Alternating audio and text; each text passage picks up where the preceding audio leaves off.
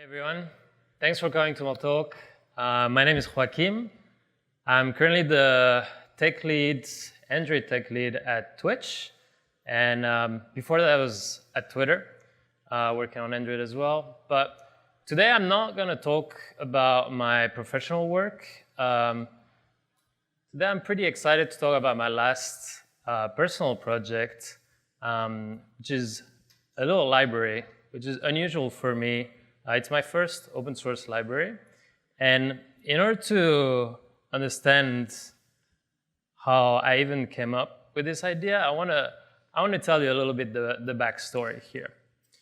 So if any of you know me, I'm a pretty product-oriented engineer. I like UI, UX. I like prototyping. That's one of my favorite things. And I get a ton of app ideas, a lot of them on my personal time. And generally, when I come up with something that I could build as an app, this is basically what goes through my head. I start getting really, really excited. I just have an idea in mind, and I know how to build it. I know I can get it running on my phone. And basically, the next thing I do is run to my computer, and for the next couple hours, this is what I look like. I just have that goal in mind, and I run for it. I go as fast as I can. I just dump my brain into code until I get something that compiles and I can run, and I can play with on my phone for a few days to validate that idea and see if that prototype was worth anything, right? That's all good. The problem with that is after a few days, once you're like, okay, that was good, but I need to iterate a little bit on it, you open up Android Studio again, and my face looks like this. My code is disgusting, of course, because I went so fast, I just wanted to prototype it, right? I did it quick and dirty, it's kind of throwaway. And yeah, it's painful to look at. And so when you want to add something, a new feature to it, it's like discouraging, right? You have to either rewrite the whole thing cleaner so you can add those features, or you have to spend a bunch of time refactoring it. And as I mentioned, I do this on my personal time. Like, time is precious, and it's kind of boring to do refactoring. Well, you already do that serious work all day. You just want to do the fun work, the prototyping work. That's what I like. So I decided I need a change of mindset because I have a bunch of projects sitting on my Android Studio project list that basically are in that state, and I don't want to update because they're really badly written, basically. So I thought to myself, well, what if instead of writing those quick and dirty prototypes, those throwaway codes, I could write these prototypes just as quick, but in a clean way, so that the next time I look at the code, it's actually pleasant to add a new feature to it, and that can maybe, who knows, scale to a real full app, something that I could put on the Play Store. So I know what you're thinking. Quick and clean, generally in software, that doesn't go well together. Generally, you sacrifice one for the other. But with my experience on Android, I've been doing this for a long time, I felt like it should be possible. And so I started thinking about the idea of a framework that would help me build these prototypes just as quickly as I would before, maybe even quicker, but in a way that forces me to write it cleanly. So I started thinking, what would that framework look like? So on the prototyping side, I want something that saves me time, and that means writing less code. It has to be really easy, really approachable, no complex diagrams or like lots of classes, because I'm prototyping. This is my free time. I want to go fast, right? But it still needs to be flexible enough that I can build any idea, any crazy idea I have.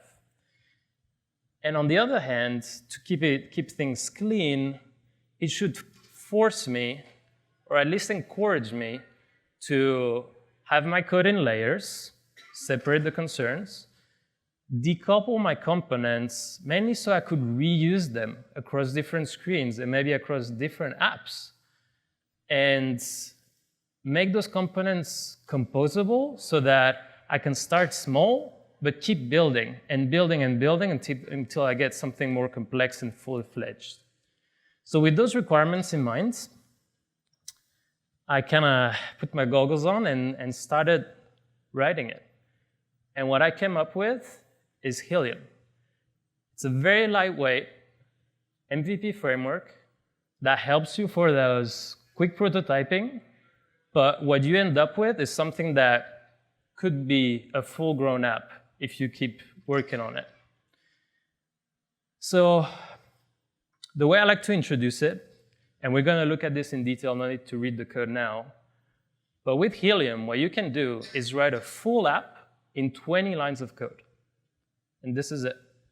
This is a fully functioning app that you can deploy, and it displays a list of 100 words in a recycler view. 20 lines of code. I felt pretty good when I was able to fit that in one slide. That is basically why I write the framework. No, just kidding. But basically, that's the idea. Less code, layered, clean, and it still works.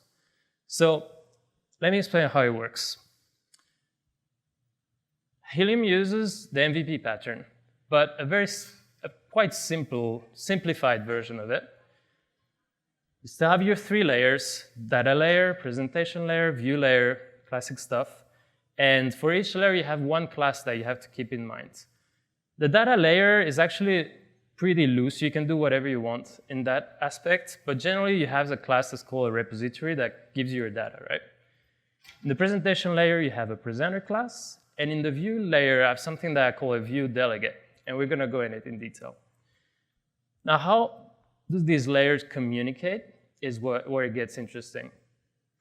The presenter gets some data from the data layer. That's pretty straightforward. But between the presenter and the view, the way they communicate is via 2 objects: a state and events.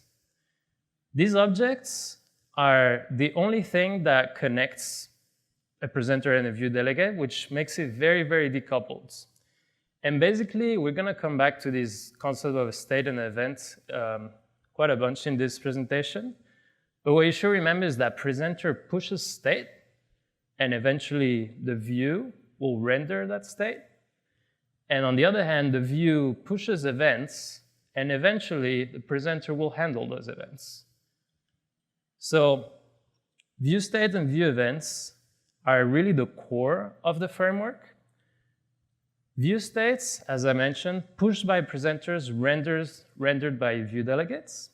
They represent your current state of your component, your screen, etc. That can be any object you want. View state is just an empty interface, and I'll give you some advice on how to implement those. On the other side, the events are pushed by view delegates, handled by presenters. These are generally user actions: clicks, scrolls, long press, etc. And again, it can be any object you want, so you're really free there.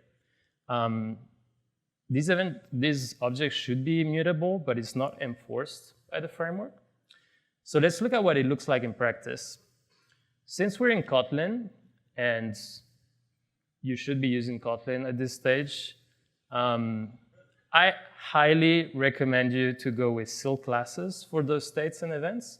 It just makes everything really clean, and it's really nice to work with. So a typical state would be something like loading some data from the network, and you can have either no results, an error, or the actual data. So that's like clean and easy to read. And on the other hand, events are clicks, long press. So you can see how I encapsulated it in Silk classes. So it's like really easy to reason through. Now let's see how we use those in presenters. So presenters are where your behavior logic lives. You can break it down into subclasses, but for Helium, presenters is where you know what data to get from the data layer. You know when to get it. And as I mentioned, is where the logic for handling those user actions lives. It's important to remember that. And the framework does for you holding of the state of the presenter. And that's really useful so that you can retain those presenters across, for example, a configuration change, or if you want to change the views and keep the same state. That's handled for you. And the magic happens when you attach that presenter to a view. Now, the data starts flowing between both. The state is pushed to the view, and the view pushes the events up to the presenter. Once it's attached to, the presenter is aware of lifecycle events, and I'll show you an example of that. And the framework automatically cleans up all resources, because when you're trying to go fast and get that prototype up and running, you don't want to think about memory leaks and all that stuff is handled for you. So let's look at the code. When I create a typical presenter, I extend the base class. So this is a base presenter that comes from the framework. And you can see that it's typed with two objects, the state that is going to push and the events that it's going to receive. So that's my own class that I showed you earlier, that SIL class. And that basically defines the contract of which views are going to be compatible with this presenter. From there, it's pretty straightforward. Here I load some data from a repository. And along the way, I just push state for each step of the loading. I annotated this function with an on-lifecycle event annotation that comes from the architecture components. So this is how you get lifecycle-aware methods in your presenter. But you can see there's no on-start or on-stop. It's just this annotation on the methods that you're interested in to be executed on a lifecycle event that you want. And then, so again, here, I don't call any view.show anything. All I do is pushing state. Eventually, the view will handle that. And then, on the other hand, I want to handle those user actions. So I can override a onView event that passes me a event object from the type that I declared up there. And then I can do navigation, I can show dialogues, I can do stuff from here. So let's talk about the view delegate. One of the big differences that I've seen in a lot of the frameworks out there is that basically a lot of those frameworks say that the fragments and the activities are your view layer. You put your view logic in there, your rendering logic in there. I actually really don't like that. I think it's harder to test, it's harder to reuse, it's just not as flexible. I like controlling that class that holds the view, so I can control the constructor entirely, I can have dependencies there, and most importantly, I can reuse them much easier in other places. If I want to move everything from a fragment to now a view, say in a view pager, I'm not tied to that fragment. I just take that view delegate class and put it somewhere else. So the view delegate in the framework, again, there's a base class for it, and it's responsible for inflating and holding the Android view, like layout. It also holds the context, and it's the only class that holds the Android context, and that's really important. And of course, it's responsible for rendering those state updates. And again, once it's attached to the presenter, starts receiving the view state updates, and it will push those view events up to it. So let's look at a simple example. I create my view delegate. Again, I extend a base class with those two types, the state and the event, the same ones that I had in the presenter. That's how I declare that this view delegate is compatible with that presenter. Then I have a handful of handy constructors to, like, you can pass a ready inflated view or a resource ID, and I will inflate it for you. And then once you're in there, you have access to all the stuff that you're used to, like as you were in a fragment. You can find a view by ID. Here it's like a text view, it says my button. And I attach a click listener to it. And all I do here is just push an event. The event is type click here, and that's all the view does, just pushes an event. Someone else will handle it, the presenter. And then I have to override a render function that gives me the state of the type that I specified. And then for each of those states, I can render the view appropriately. Pretty straightforward so far, right? Now, how do you put it all together? In an activity, for example, it's really simple. You create your presenter, you create your view delegate, completely independent from each other, and then you just call this magic function attach, which will start get the data flowing between both. And that's it.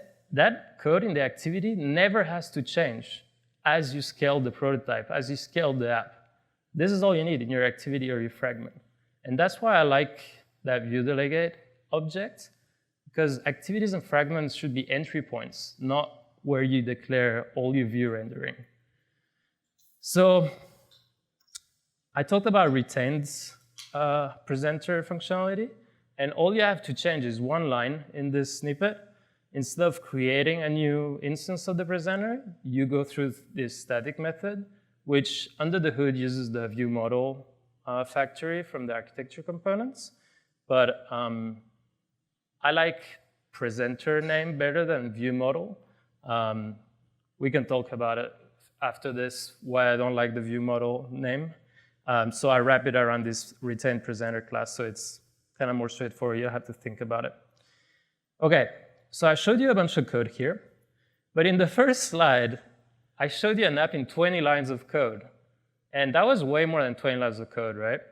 So how did I achieve that? And this is where Helium, I think, differentiates each other from other frameworks out there, is that on top of the base core classes, I wrote a bunch of ready-made components for me, principally, to use in my prototypes, but also for anyone who would use the library, for stuff that I kind of do over and over and over again on every app. For example, most apps have some sort of list that loads some data from the network or a database or whatever, loads it and shows it in a recycler view, right? I don't want to have to rewrite that every time I want to do a quick prototype to test a new API. So I made a list presenter that comes with the list view delegate that is all ready to use, and that's how I achieved the app that I showed you in 20 lines of code. I have others for like view pagers. That's also very common in apps. And there's other components that I'll go through after this. So again, these ready-made components is what make this quick prototyping so nice and quick, and allowed me to go even faster when I had an idea to go from idea to up and running on a phone. And you can actually use them in a more scaled app by composing them into your own presenters. So I want to show you what it looks like in practice. And bear with me here if the demo gods are with me today. I want to write a quick app with you. So yeah, I will. Thank you for reminding me, though. So I just want to show you what's the setup that I have. But basically, this is an empty project. All I added is one frame layout that's going to be the list item, because we're going to show a list in this app, and a little quick helper class for kind of my fake data. So for this demo, I want to write an app that's going to show a list of colors. We're going to have like this kind of rainbow effect. So the first thing that I want to do, generally when I attack a new screen, I want to start by the data layer. So in the data layer, what am I going to need? I'm going to need a model, right? So let's start with a very simple class that's going to be my model. And since I want to display colors, this is what's going to hold the color that's actually going to be displayed. So let's call it color. It's an int. And just to be fancy, I'm going to annotate it's going to be a color res. And that's going to be in my little debug data file. That's where we're going to get it from. Then I want a class that actually is going to be what provides all of the models. So that's going to be my repository, right? So I can create a little class. It's going to be my repo. And this actually is going to extend a base class that comes from the framework that is going to be really useful to use with the ready-made list presenter that we're going to tackle in a minute. So it's going to be a repository that's going to give me a list of my models. And from there, the framework tells me I need to implement something. Implement the getData function. OK, so it wants me to return a list of models using RxJava. Again, just like Kotlin, if you're not familiar with RxJava yet, highly recommend you start getting into it. As you could see in all the talks, somewhere in the framework, we use RxJava under the hood. But if you're not familiar with RxJava, you don't have to use this. You can really easily make your own presenter, as I showed you before. So here, I want to return kind of a fake, say, list of my models that could be coming from an API call. But for this example, I'm just going to generate it. So we can do, let's say, 100 of those models. So I create 100 of my models, and it's gonna need the color, and that comes from like my debug data here. I can just grab a random color and pass the position, and then because getData returns a whole list, I convert into two lists here, and I don't want this. Okay, so I have my data layer here, I have my model, I have my repository. The presenter side of it, I'm going to use the pre-made presenter from the library. For the recycler view and all that, I'm going to use the listViewDelegate from the library as well. But I still need to tell it the minimum, which is what does the item look like. So I'm going to skip straight to the view layer. And here I can declare my view item. So let's call it my recycler item. And again, I extend the base class, here base recycler item. And here it wants a bunch of things. It wants to know what type of model it's going to render. So here's type of my model. And then what type of view event this item is going to be able to push. So for now, I don't really know what I'm going to do when I click on one of those things. So I can just pass the interface, the really base class, and that works fine for now. Base recycler item needs a bunch of things. It needs to know the layout of the item, and I created that before. It's just a frame layout with a height. And there's a line here so you can see. It needs, you can look at the documentation here, but basically it needs an inflator to inflate that layout, and it's going to need a container because we're in a recycler view, and so it needs to know what container to add the item to. And I don't have those right now, so I can just require them in the constructor. So this is the layout inflator, and then a container, it's a view group.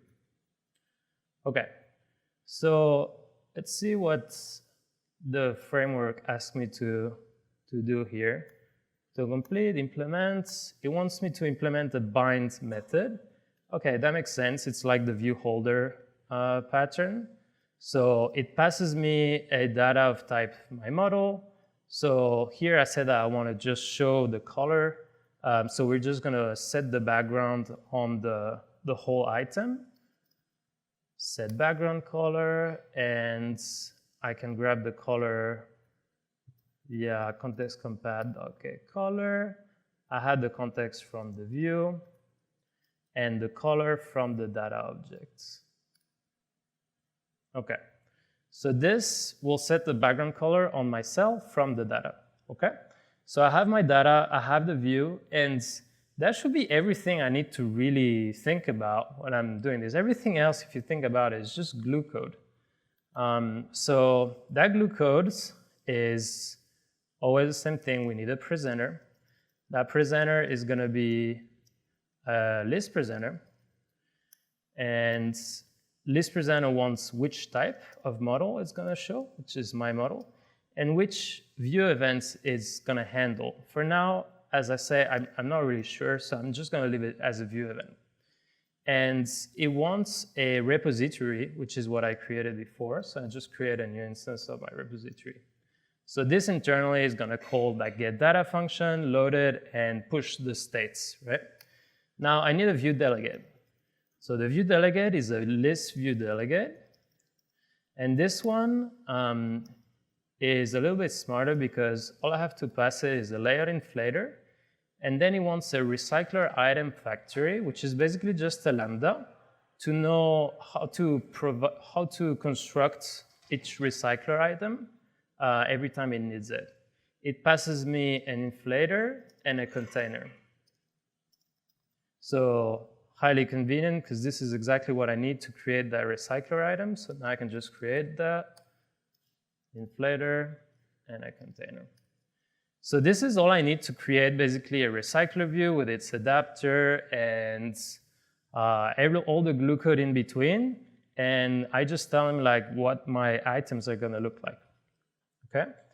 Now, these are completely independent until I call presenter.attach the view delegate. Now they're connected. Now they start receiving data and events to and from each other. And the last thing I need to do is actually pass to the activity the root of that view delegate so it actually shows it. Okay, let's try to run this on an emulator. I have it running over here. Oh, Gradle. What do you guys do while Gradle builds? Yeah, right? And then 10 minutes later, after checking Twitter, ooh, I forgot I compiled.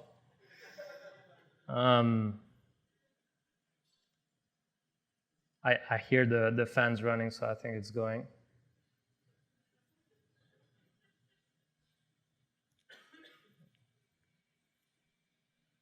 All right, and here we are. This is, in just a few lines of code, a recycler view showing colors. And the framework forced me to already have layers, which is pretty nice. Now, let's say I want to do something when I click on those, right?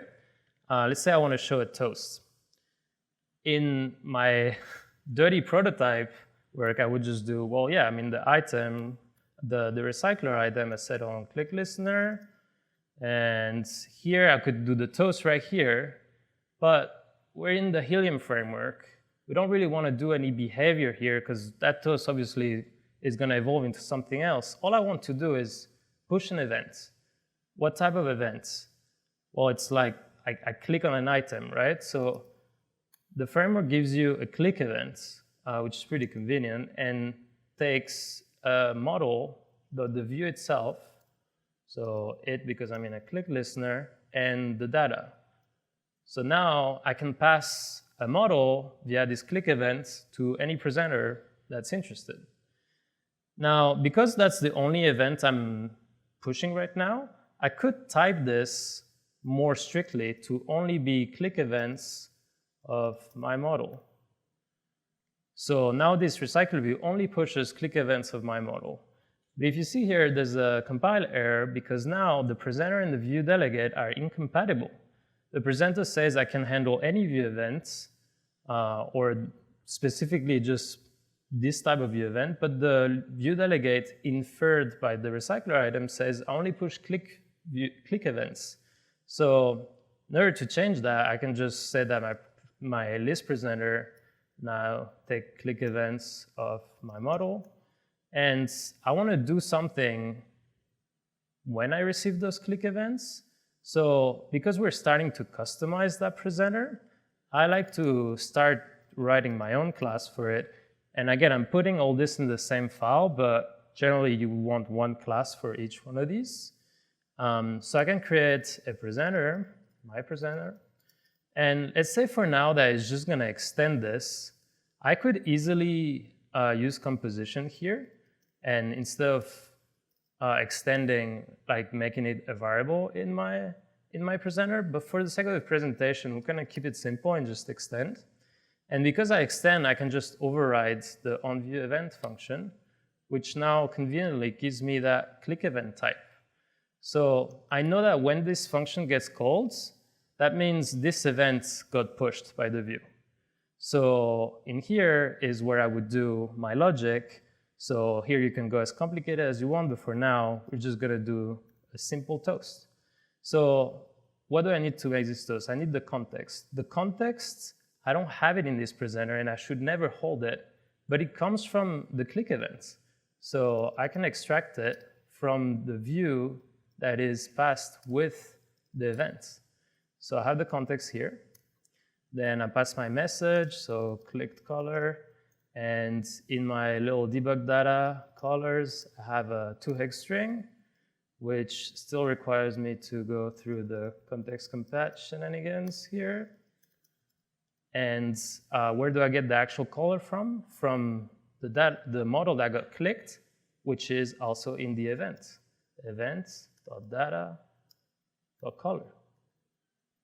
And I need the length of this, short, and of course show it. All right, let's run this. Hopefully it goes a little faster. Okay, it's starting.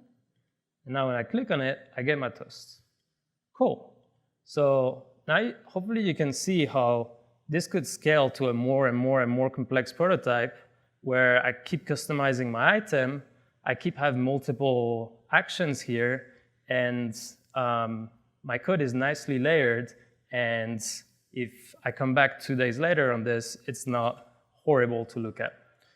Now, usually in your data, it wouldn't be something like that quick, right? Because here I'm just generating everything. So if this would come from like a retrofit call, for example, it would take a little while. So let's simulate that with a delay. So I can add a delay of, say, 2 seconds. And let's have a look at how the framework reacts when I add a delay to fetching the data. So starting. Now you see a nice little loader.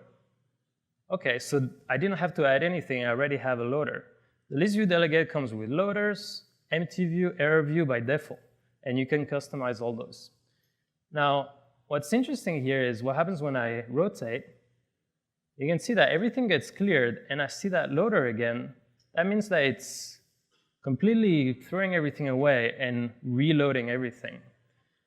So as I mentioned, we can fix that by retaining the state. And how do we do that? We retain the presenter, because the presenter is the one that has the state.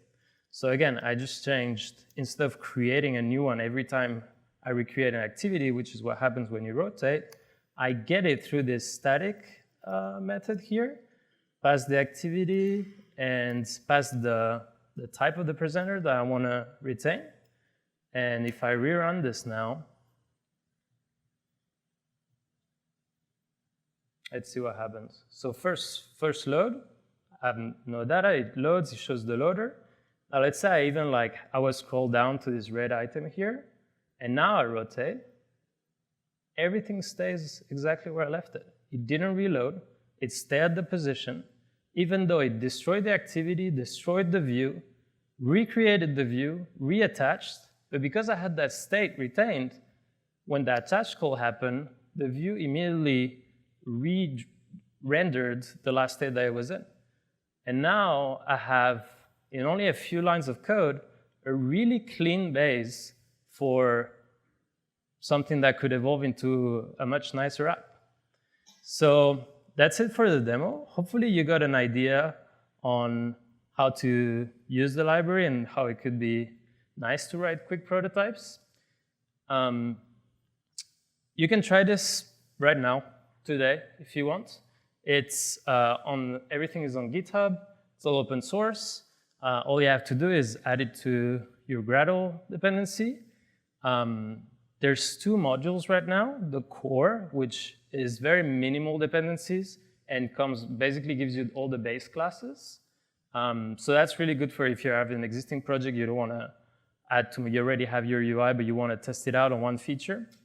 And then for prototyping and using those ready-made components, I separate those in different modules. So I have a UI module right now, which contains all these list helpers, view pagers, and I want to keep going. Actually, I'm building also this news app completely with this framework, and it's all open source. So it's on the GitHub, and it's also on Google Play. You can try it out. I actually use it quite a bit. It's fast and convenient. And I want to keep adding more and more features to this app as I basically build more of those ready components to make sure they're usable, easy to write, and everything. And for the next steps for this library, I want to basically write more of these components. That's what really I feel makes the power of the library, is that you can basically take Lego bricks together and build an app. So I'm currently working on a navigation module that's going to be separate that will bring you things like drawer layout, bottom navigation, toolbar, tab layout, all this stuff that we use all the time in apps now that's related to navigation. I'm going to make a ready-made component that pushes events and has state so that you can quickly plug it in together in a prototype. And I have more ideas for these components. I could make a camera one, for example. Camera is kind of hard to deal with, and if you want to write a quick prototype that uses camera, you have to set up a lot of boilerplate. So I could make a component for that that's already nice and reactive, ready to plug in. I also like doing little AR core prototypes, so I want to build a AR core one. And I really want a video one, because that's also a little bit of setup. And you can even go outside of UI land. You could think of data layer components that could be useful, like, say, if I combine retrofit and room in one component, that would give you networking and caching in a kind of easier to handle way, so you don't have to redo this setup on every prototype or app that you create. So those are a few ideas that I have, but of course, that's the beauty of open source, is that it's open. If you have ideas, if you want to contribute, you can put a pull request, and I'll be happy to code review it and integrate it into the code so that we can all share these beautiful components. So that's it for me. I hope you enjoyed this presentation. Thank you very much, and we have 5 minutes for questions.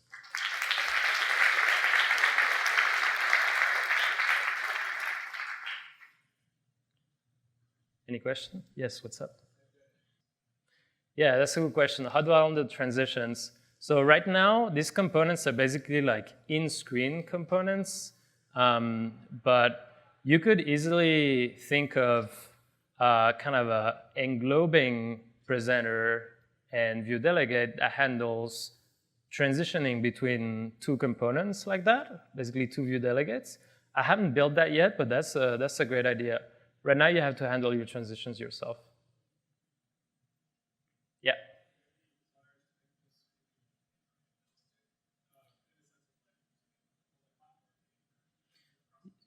Yeah, so the question is, do I have any intentions to make it platform agnostic? I haven't thought of it. I'm like an Android hardcore guy, you know it. But that's an interesting concept. I think the core actually could be shared, a little bit like Uber showed their ribs ideology that's kind of shared for both platforms. That's a good idea. Yeah, thanks. Any other question? Yeah.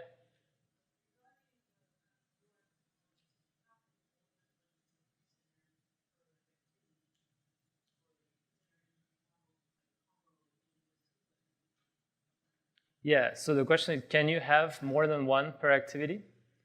Is that your question?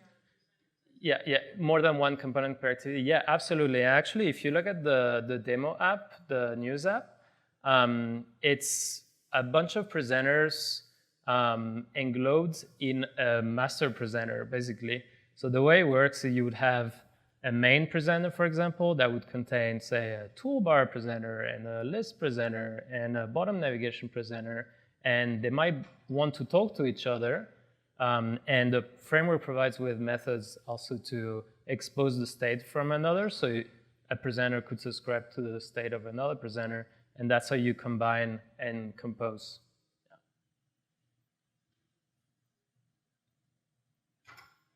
Oh, one last.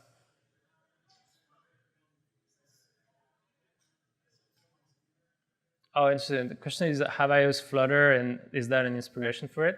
I actually never used Flutter. I've heard a bunch of talks about it. So it wasn't at all, but yeah, I mean, it seems like the philosophy seems to be the same in a lot of those frameworks. If you heard the talk on Mavericks from Airbnb, there's similarities there too. We seem to be all converging on that kind of model where we can like react to some events, and that way it's really easy to manipulate those states. No, I haven't been inspired by Flutter at all. Yeah.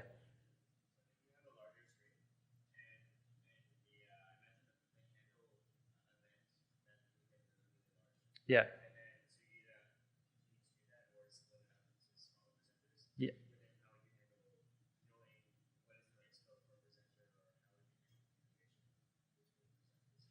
Yeah, so the question is, well, how do you deal with like ever-growing screens and scoping between those sub-presenters? So the way I envision it, at least, and in the news app, you can already see a little bit of that, is again, that kind of hierarchy of having like your big screen presenters composed to sub-presenters, and each sub-presenter could be composed to another set of sub-presenters, so kind of a tree like that. And because they're all like objects within a bigger presenter, that's the scope, basically.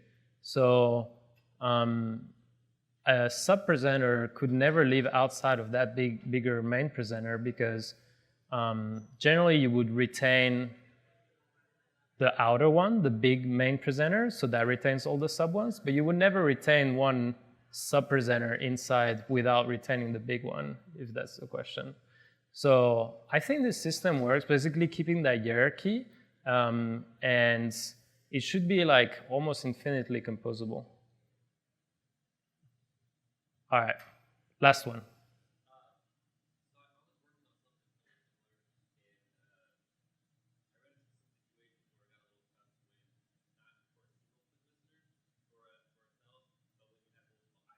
Yeah. Yeah. Yeah. Yeah. So the question is, how do you deal with having like multiple events or click listeners from one view? Is that right? So from the example, like the live coding demo I did, right now I was just clicking on the parent of everything, right? But I could easily have like a text view, an image view, a button, and install 3 click listeners separate on each one of them, and push 3 different events. So now instead of a simple click event, it would be like profile picture clicked, text clicked, button clicked, right? And so in my presenter, I receive those events, and now I can do a very clean when profile clicked, open profile. When text click, open detail. When button click, perform like or whatever. And that's very clean and separated, and basically like bubbles down to get individual action. All right, I'm gonna cut it down now. Thank you again for listening. Enjoy the rest of droidCon.